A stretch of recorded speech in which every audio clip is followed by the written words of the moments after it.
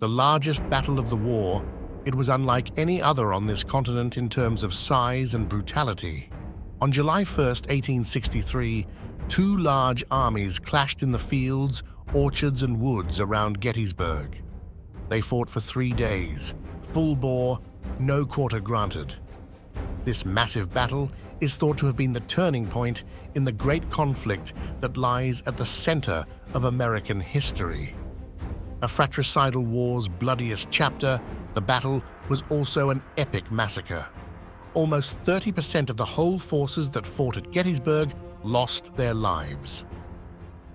About 28% of the soldiers in George Gordon Meade's Army of the Potomac and over 37% in Robert E. Lee's Army of Northern Virginia died in combat.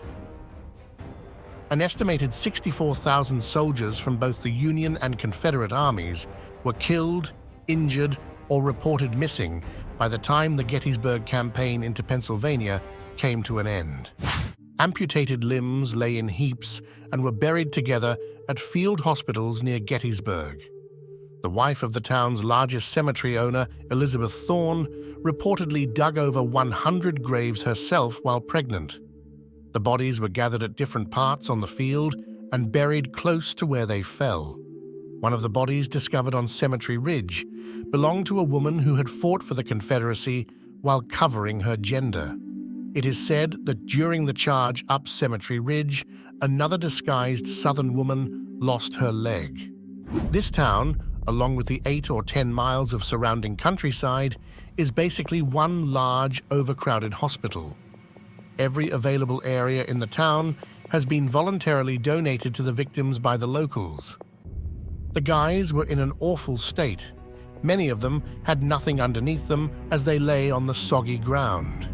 There was an exceptionally high number of amputations performed in this hospital, with the amputated stumps resting directly on the ground. Most of the men, if not all of them, lacked clothes. There was nothing suitable to eat. The doctors were overloaded, lacking clothes, a great number of them almost completely nude and dirty. They were left in the mud, screaming, crying and pleading with their companions or guests to relieve their agony. They were also without tents. Had it not been for the immense efforts made to prevent it, some people would have drowned yesterday during a powerful thunderstorm that was accompanied by strong wind and heavy rain. Both Union and Confederate soldiers suffered from the deadly combo of 19th century military medicine and explosive artillery rounds and soft lead mini balls. More than 2/3 of the gunshot wounds were to the leg or arm. The exit wound for the majority of projectile injuries was typically significantly larger than the entrance hole. Larger wounds may result from ricocheting or flattened bullets, which can additionally bring foreign materials into the wound. The extensive damage done by the mini ball, plus its tendency to contaminate the wound, caused a dramatic increase in the development of infection. A bullet entered my right arm and went through it as we pushed forward. A shell detonated as we charged into the wheat field, killing 2 of my companions and shattering my right leg. Upon receiving a bullet wound to my arm, I experienced numbness similar to that of being struck on the elbow. I immediately turned to my colleague and asked as to why he had struck me. My leg broke, and I fell. I lay there confused for a few minutes before realizing that the enemies were surrounding me. Memories of Private Jacob Henry Cole, 57th New York. The wound was usually treated conservatively, with intervention limited to the removal of the missile, foreign objects, and bone splinters if the injury resulted in little to no damage to the bone. However, Civil War doctors soon discovered that amputation was the best course of action if the bone was severely injured. Despite losing the limb, the soldier survived potentially fatal consequences, such as blood poisoning, gangrene, bone infection, and a possibly lethal streptococcus infection. Excisions, or the removal of a portion of broken bone, were also performed, although these procedures had greater overall death rates than amputations and conservative measures combined. Amputations were frequently carried out by surgeons through the night, once every 10 minutes. Minor injuries were treated with lint packing, a wet bandage, and removal of any foreign items if time allowed. If at all, injuries to the head, neck, chest, and abdomen received the least attention. Most of these patients received pain medicine and were left to die because there was little that Civil War doctors could do for them. I was wounded in my left arm in an encounter that happened Friday afternoon close to Gettysburg. A musket shot cracked it above the elbow. When I arrived at this hospital on Saturday the 4th, my arm had been amputated that afternoon by extremely skilled doctors. It was removed in the central third, which naturally leaves only 6 inches. Although I was under the influence of chloroform, I was clueless of the operation's progress, and the following days were rather painful. Nevertheless, I believe everything is going well. Sergeant Alexander Blake, 1st Missouri. In a close combat, many soldiers were also hit or shot straight in the face. Private Joseph Harvey's wound, however, from a shell rather than a bullet, serves as an example of a common facial wound. It felt like the floodgates in my neck opened, releasing a torrent of blood. It seemed like I had a chicken bone in my mouth, something loosely resting in my left cheek. Actually, it was part of my jaw that was floating around in my mouth after it broke off, teeth and all.